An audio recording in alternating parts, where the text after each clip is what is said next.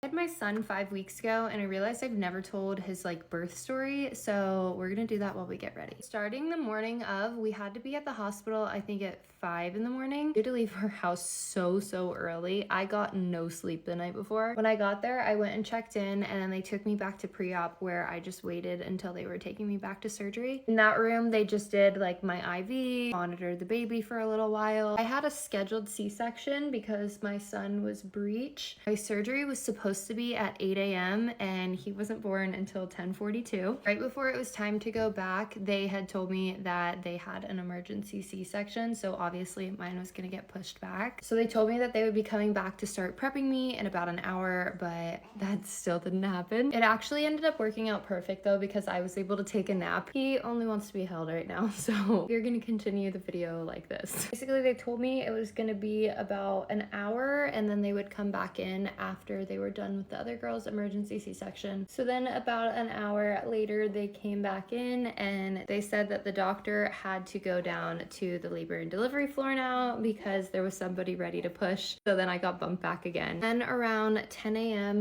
they came and got me and took me back into the OR. In there, I was freaking out. I started crying so hard when I got in there. All the nurses and stuff were like, "Are you okay? Is it happy tears? Is it sad tears?" I was like, it's everything. Just had so much going through my head in that moment. I was terrified of getting the spinal. I was just scared of things going wrong. I also was just so excited. And so I was just letting it out in the OR. At this point, it was time to get my spinal. This was the part I think I was most scared about. The anesthesiologist came in. So I got on the edge of the little OR table. The nurse in front of me just held me and let me just put my head on her shoulder, and she held one of my hands and she was just telling me it was gonna be okay. It turned out to be so easy for me. They told me it was gonna kind of sting and I might wanted to jump away. I felt literally nothing. They said that the numbing part was gonna be the worst, but I think the most uncomfortable I ever got was the pressure whenever they actually were putting the thing in. At this point, Andrew still wasn't in there. I was just in there by myself, and that was another reason I was freaking out so bad. It was crazy to me how quickly you feel a spinal.